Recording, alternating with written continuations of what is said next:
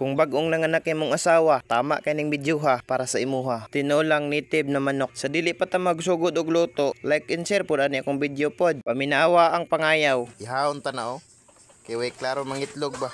Tagbo tag lata ani karon kay mungaan man Ay nasigdaghang tabi diha, nagdaghang gran ng naong nimo oh. Hapit nakabuhi ang manok. Syempre, wala na nato gipakita ng paggulgol ana. Kana nang retsyo na siya himulbol bitaw. Kay basig bawal ni sa Facebook ba. Daghan ra ba kayo bawal ning Facebook. Unya balik ta sa tong topic nga bag-ong nanganak. Kung bag-ong nanganak inyong asawa mga amigo, ingon ani na mga sudan may tama kayo ana nila. Tinola, nagibutangan og papaya. Unya ang nakada best pud migo, dapat og buntis imong asawa karon, ug pila pa lang ka bulan gikan karon, magpadaghan kag manok kay dako po kayong tipid oy og daghan kag manok. Moingon ka nga gamay inong area nya daplin og karsada, walay problema magdaplin og karsada ug madigsan tiwasan gud nimo gud. Sus perti ra bang lamiag sabaw ning native nga manok kana bitong bag-ong haon unya pusan nimog sili. Ay sus tagaktak gid imong singot gyud nagsigop. Nakita nimo nang bag-ong gihaon ako nga sabaw oh. Nag-star makagutom gyud tan-aw ning sudanan ni. Mag shout out sa dayta di ay hapit man nato nalimtan ang nagpa-shout out sa ato. Shout out de ko kay Liso Yuki from Kuwait. Salamat kayo sa pag-share sa atong mga video. Saludo ko ninyo mga OFW. Nya amping mo kanunay diha mga ma'am. Ug shout out pud ko kay Vanessa Painagan. Salamat pud kayo sa pag-share sa atong mga video.